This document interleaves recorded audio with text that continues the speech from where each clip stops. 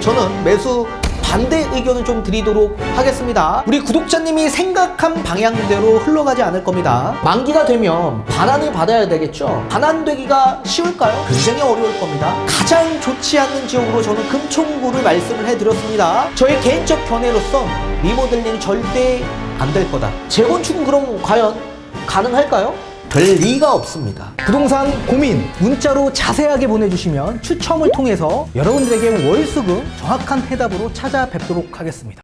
뒷번호 4115님께서 보내주신 부동산 고민입니다. 지금까지 집 사본 적이 없지만 항상 대표님 강의 보고 공부하면서 기회를 기다리고 있었습니다. 이번에 용기 내어 첫 집을 사려고 합니다. 상담 받아보고 싶습니다. 시흥동의 벽산아파트 5단지 23평 전세 2억 6천만 원에 있고 현금은 2억 좀 넘게 있습니다. 살다 보니 살기도 괜찮고 집값도 떨어져서 벽산아파트 매매해볼까 합니다. 괜찮을까요? 라고 보내주셨네요. 전문가님 답변 부탁드리겠습니다. 네, 일단 답변부터 드리도록 하겠습니다. 자, 지금 현재 금천구에 위치하고 있는 시흥 벽산 5단지 아파트에 전세로 거주 중에 있다라고 하셨습니다. 지금 전세 거주하는 데 있어서 거주 만족도가 높아서 지금 현재 25평 기준에서 매매로 생각하고 있다라고 말씀을 주셨는데 저는 매수 반대 의견을 좀 드리도록 하겠습니다. 자, 거주 만족도가 높다라고 하더라도 지금 이 아파트보다 더 거주 만족도가 높으면서 시세 차익도 클 수 있는 그런 지역의 그런 아파트를 선점하셔야 되기 때문에 그렇습니다. 따라서 저는 서울 금천구가 아닌 바로 옆 지역 일대인 경기도 광명 지역 일대에 신축 아파트 쪽으로 매수 추천 의견을 좀 드리도록 하겠습니다. 좀 더 상세한 전략은 대면 상담을 받으셔서 상담 진행하셨으면 좋겠습니다. 자, 우선적으로 지역적 입지를 한번 보도록 하겠습니다. 자, 관악 벽산 아파트 지역적 입지를 봤을 때 입지가 썩 좋지만은 않습니다. 주변이 전부 산으로 둘러싸여 있어서 거주 만족도는 높을 수는 있지만 지역적 상권뿐만 아니라 또 교통 편의 시설이 굉장히 열악합니다. 또 학군도 마찬가지죠. 이뿐만 아니라 지금 주변 지역 일대가 바로 도로를 인접하고 있기 때문에 이 지역적 연계가 끊겨 있는 상황입니다. 그래서 도시의 연계성이 부족한 지역으로서 굉장히 밸류에이션이 좋지 않은 아파트로 저는 규정하고 있습니다. 그래서 저는 그 지역보다는 차라리 경기도권 지역 일대인 광명 지역 일대 굉장히 저는 좋은 지역으로 구분하고 있기 때문에 이 아크포레일 자유 위브나 바로 옆에 프루지오 아파트 이 주변 신축급 아파트를 좀 보시는 게 좋을 것 같고요. 또 바로 인근에 여기 또 신축이 들어옵니다. 여기도 마찬가지 프루지오 포레나 아파트가 이제 9월 이후에 입주 예정에 있는데 그 아파트가 입주하기 이전에 저는 선매수하는 방향을 좀 추천을 드리도록 하겠습니다. 자, 뒤에 판서를 통해 그 이유를 하나하나 설명을 도와드리도록 하겠습니다. 자, 서울 금천구 시흥동에 위치하고 있는 벽산 5단지 아파트 여기 지금 거주 중에 있다라고 하셨습니다. 5구 타입 거주하고 있는데 전세로 지금 2억 6천을 끼고 거주하고 있다라고 하셨습니다. 제가 봤을 땐 이거는 신규 계약이 아닌 것으로 보여지고 있고 계약갱신을 청구한 금액으로 보여집니다. 따라서 오랫동안 전세로 거주하신 분으로 파악이 돼 보입니다. 그래서 주변에 워낙 숲세권으로 이루어지다 보니까 만족도는 높을 수밖에 없겠죠. 자, 그런데 저는 매수 반대 의견을 드렸습니다. 그 이유를 하나하나 좀 나열을 해가면서 설명을 도와드리도록 하겠습니다. 자, 그리고 현금 2억 정도가 추가적으로 있다라고 하셨는데 지금 현재 이 아파트 현 매매 시세를 보니 얼마 정도의 형성이 되어 있냐면 약 한 4억 중반 정도의 형성이 되어 있었습니다. 4억 중반. 그래서 전세보증금 2억 6천과 현금 2억 요거 합쳐서 매매 4억 중반 정도 해서 매매를 계획하고 있는 것으로 파악이 돼 보입니다. 자, 저는 반대를 드렸는데 일단 첫 번째는 우리 구독자님이 생각한 방향대로 흘러가지 않을 겁니다. 이론과 실전은 완전히 다르기 때문에 그렇습니다. 자, 전세 2억 6천 당연히 이 전세보증금 만기가 되면 반환을 받아야 되겠죠. 근데 이 반환되기가 쉬울까요? 굉장히 어려울 겁니다. 제가 어제 영상에서도 계속 말씀을 드렸는데 서울 아파트 매매 가격 지수를 말씀을 해드렸죠. 서울 25개구 중에 매매 가격 하락폭이 둔화되지 못한 채 계속적으로 눌려있는 지역들, 그 지역에서 가장 좋지 않는 지역으로 저는 금천구를 말씀을 해드렸습니다. 이 매매 가격 회복세가 굉장히 더디고 있다라는 얘기입니다. 그뿐만 아니라 전세 가격 지수도 봤을 때 하위 지역에 머물러 있습니다. 전세 가격이 예전보다는 많이 둔화는 됐지만 그 회복세가 더딘 지역으로서 금천구를 말씀을 해드렸죠. 따라서 전세 거래량이 다른 지역에 비하면 턱없이 부족하기도 하고, 그리고 이 아파트 세대수가 거의 2,800세대가 되다 보니 당연히 전세 물량이 계속적으로 적체될 가능성이 매우 높은 아파트로 규정하고 있습니다. 그래서 전세 반환이 쉽게 되지 않을 거다. 시간적 소요가 많이 걸릴 수밖에 없을 거다. 그러면 우리 구독자님이 생각한 방향대로 전세 2억 6천 그냥 만기가 됐으니 전세 보증금 반환해 주시고 현금 2억 해가지고 매매할 수 있을까요? 임대인은 반환해 주고 싶겠죠. 근데 이게 쉽지만은 않을 거다. 당연히 주택임대차보호법에 따라 계약갱신 청구 하신 분들 입장에서 이제 퇴거를 요청했을 때 3개월 이내에 임대인분은 전세보증금 반환 의무가 있습니다. 근데 그게 쉽게 되지 않는다. 전세 물량이 많기 때문에. 따라서 우리 구독자님이 생각한 방향으로 흘러가지 않을 거다. 두 번째, 자, 이 아파트를 봤을 때 이 밸류에이션이 좋은 아파트인지를 일단 잘 따져 보셔야 됩니다. 가치 판단을 해봐야 된다는 얘기입니다. 근데 제가 봤을 때 이 밸류에이션이 좋지 않은 아파트로 규정하고 싶습니다. 앞전에 보신 대로 입지 조건뿐만 아니라 학군, 여러 가지 교통시설 굉장히 좋지 않은 지역에 위치하고 있습니다.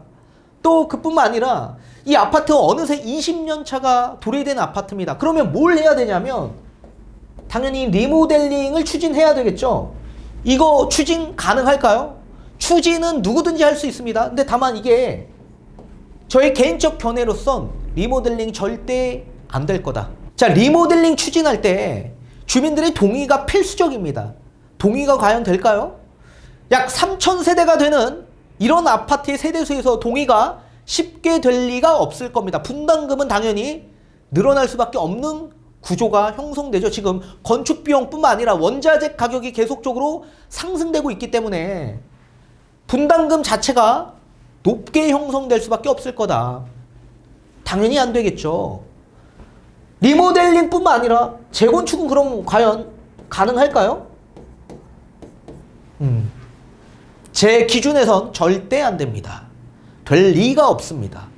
자, 재건축 추진은 할 수 있습니다. 자, 주민들이 추진위원회를 구성해서 얼마든지 추진은 할 수 있지만 동의율이 관건인데 동의를 해줄까요? 해줄 리가 없다. 그 이유가 분담금이 굉장히 많이 나오기 때문에 그렇습니다. 분담금이. 리모델링 추진한다라고 하더라도 분담금이 2억 이상 넘게 나올 가능성이 매우 높고요. 재건축도 마찬가지입니다. 지금 주변 재건축 분양가 평당 기준에서 약 3천만 원 정도 나오고 조합원 분양가는 약 2,500만 원 수준으로 계산을 해본다면 우리 아파트 재건축 분담금이 얼마 정도 발생될 예정이 있냐면 지금 기준에서 본다면 약 한 3억 중후반 정도 나올 가능성이 매우 높다. 그렇다면 지금 시세가 4억 5천인데 거의 매매 시세와 맞먹는 금액의 분담금을 내야 되는데 어떤 분이 이걸 추진할 수 있을까요? 당연히 제가 봤을 땐 안 될 가능성이 매우 높다. 그래서 밸류에이션이 굉장히 좋지 않는 아파트로 규정하고 있기 때문에 지금 매수하는 거는 굉장히 위험성이 다분히 존재합니다.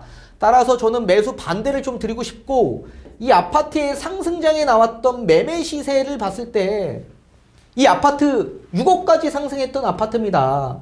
자, 이 기준에서 본다면 만약에 전고점까지 회복을 한다라고 가정을 해도 고작 1억 중반 정도의 시세 차익밖에 보지 못한다. 따라서 저는 굉장히 저평가되어 있는 아파트도 아니고, 그렇다고 해서 금액적인 부분에서 이게 저렴한 거냐? 그 이유가 있다. 밸류에이션이 좋지 않기 때문에 매매 시세가 이렇게 약한 거다 보셔야 됩니다. 따라서 저는 A라는 아파트가 아닌 B라는 경기도권이라고 하더라도 광명지역 일대 신축 아파트 매수하는 방향으로 좀 추천을 드렸습니다. 자, 서울과 경기도 아파트를 구분했을 때 이분법적으로 판단을 해본다면 서울 아파트가 당연히 좋겠죠. 그런데 지역적 입지가 금천구와 광명을 비교해봤을 때 어디가 더 좋을까요? 광명이 더 좋다. 그리고 광명 지금 재개발 아파트뿐만 아니라 재건축 아파트도 계속적으로 추진하고 있는 과정에서 완전히 변모할 지역이기 때문에 이 밸류에이션 자체가 뒤바뀌어지는 지역으로서 저는 광명이 굉장히 좋은 지역이라고 생각을 합니다. 자, 지금 이 아파트 똑같이 5구 타입 기준에서 봤을 때 지금 신축 아파트 요거 현 매매 시세가 얼마 정도 하냐, 약 6억 중반 정도 형성이 됩니다. 6억 중반. 자, 그리고 전세 시세를 보게 되면 전세는 얼마 정도 하냐, 4억대 중반 정도 합니다. 4억대. 그렇다면 투자 금액은 얼마 정도 들어가는 겁니까? 약 2억에서 2억 중반 정도 들어가는 거 아닙니까? 따라서 지금 현금 2억 있지 않습니까? 요 자금으로 저는 선매수하는 방향으로 좀 추천을 드리고 싶은 겁니다. 선매수. 그래서 투자금 지금 2억에서 2억 5천 정도밖에 들어가지 않는 아파트이기 때문에 충분히 저평가되어 있는 아파트로 저는 규정하고 싶습니다. 자, 이 정도면은 전세가율로 본다면 약 60% 이상 나오는 전세가율이 나오지 않습니까? 요 정도면 저는 뭐 지금 기준에서 본다면 나쁘지 않는 수준이다, 그렇게 판단을 하고 있습니다. 자, 그렇다면 이 아파트 정상적 상승장 때의 매매 시세를 한번 판단을 해본다면 이 아파트 얼마까지 상승했던 아파트냐, 8억 중반까지 찍었던 아파트인데 그게 정상적인 금액이냐라고 본다면 그거는 정상적인 금액이 아닙니다 라고 말씀을 드리고 싶습니다. 자, 상승장에 맞물려서 입주장이 터진 아파트입니다. 입주장이 시작했던 아파트들이기 때문에 사실상 매매 시세가 정상적으로 상승하기는 어려웠다. 그렇다면 만약에 정상적 상승장에 만약에 입주를 끝냈던 아파트라고 한다면 이 아파트의 정상적 매매 시세는 제가 봤을 때 11억대까지 상승했을 아파트였다. 11억대. 그리고 전세 시세를 보게 되면, 자, 전세는 자, 지금 철산 주변 일대 아파트 시세를 보게 되면 거의 뭐 7억까지 찍었던 금액입니다. 근데 그거는 완전히 비정상적인 금액이죠. 따라서 임대차 3법이 나오기 이전 주변 전세 시세가 보통 4억대 중후반 정도 형성이 되었기 때문에 전세 상승률을 대입해 본다면 5억 중반까지는 정상적으로 만약에 임대차 3법이 나오지 않았다면 상승했을 시세였다. 요게 이제 상승장 때 나올 시세였는데 지금 하락한 구간에서 만약에 상승장에 요 광명에 있는 지금의 신축급 아파트가 정상적으로 상승을 했다면 11억대인데 요게 지금 정상적으로 하락을 했다면 요 아파트 금액이 얼만큼 하락했을까를 봤을 때 저는 7억 중반까지는 떨어졌을 거다라고 판단을 하는 겁니다.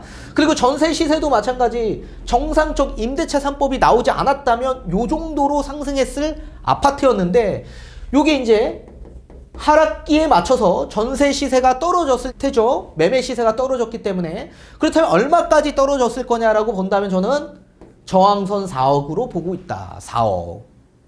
자, 이 주변 일대의 분양가를 보면 분양가가 얼마 정도 형성되어 있냐면 3억 중반에서 4억 정도로 형성이 되거든요. 따라서 전세 시세가 아무리 입주 물량이 많이 들어온다라고 하더라도 분양가 밑으로 가격이 떨어지기는 어려운 거죠. 그래서 이 분양가 기준이 전세 시세의 저항선이라고 보셔야 됩니다. 따라서 전세 4억 정도라고 한다면 제가 봤을 때 지금 전세 거래가 될 가능성이 매우 높은 아파트이기 때문에 굉장히 보수적으로 보고 4억에 접근한다고 한다면 역전세의 고민 걱정도 없을 뿐더러 당연히 이 전세 시세에 눌려있던 금액은 시간이 지나면 정상적으로 가격이 올라갈 여지가 있는 거죠. 또 마찬가지 이게 만약에 정상적 금액에서 떨어졌다면 7억 중반인데 우리는 지금 6억 중반에 취득하는 거 아닙니까? 그럼 당연히 저평가되어 있는 아파트로 기준할 수 있는 거죠. 그리고 만약에 이 6억 5천에 매수를 해서 정상적으로 만약에 정고점까지 금액이 정상적으로 상승을 한다라고 한다면 얼마 정도의 시세 차익이 날 수 있는 아파트입니까? 4억 중반까지 시세 차익이 날 수 있는 아파트죠. 자, 지금 이 기준으로 본다면 시흥 벽산 5단지 아파트의 전고점까지 회복하는 금액대 선과 광명의 신축 아파트의 선을 봤을 때 어디가 더 차익이 큽니까? 여기 훨씬 더 크지 않습니까? 그리고 당연히 여기는 20년 차, 시간이 지나면 지날수록 리모델링과 재건축에 대한 이슈가 부각이 될 텐데 되기가 어려운 밸류에이션이 좋지 않는 아파트로서 가치가 계속 상실될 가능성이 매우 높은 반면에 경기도 광명 지역 일대는 전체 전부 신축 아파트로 변모하는 지역으로서 다시 정상적 가격을 찾아갈 여지가 매우 높은 아파트로 구분할 수 있죠.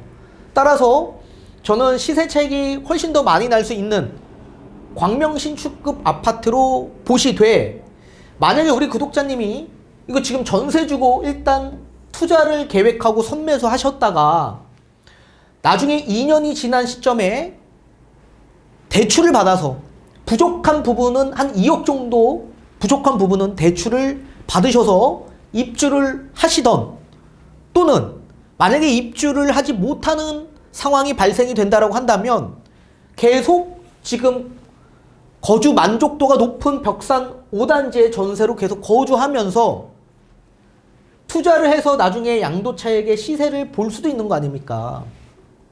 어차피 비규제 지역으로 전환됐기 때문에 2년만 보유하면 이거 뭡니까? 이 비과세잖아요. 비과세. 따라서 거주 만족도도 여기서 높이면서 시세 차익도 보고 또는 여기서 나중에 전세 보증금을 빼서 경기도 광명 지역 일대 신축급 아파트로 오히려 거주 만족도를 더 많이 높이고 시세 차익도 볼 수 있게끔 이런 전략을 좀 세우셨으면 합니다. 따라서 우리 구독자님이 거주하고 있는 아파트만 보시지 마시고 더 폭넓게 다른 지역까지도 보셔야만 하고 이분법적으로 절대 접근하시면 안 됩니다. 서울과 경기도는 다른 게 아닙니다. 지역적 입지와 지역 아파트에 따라서 구분을 잘 하셔야만 합니다. 이렇게 답변을 좀 드리도록 하겠습니다.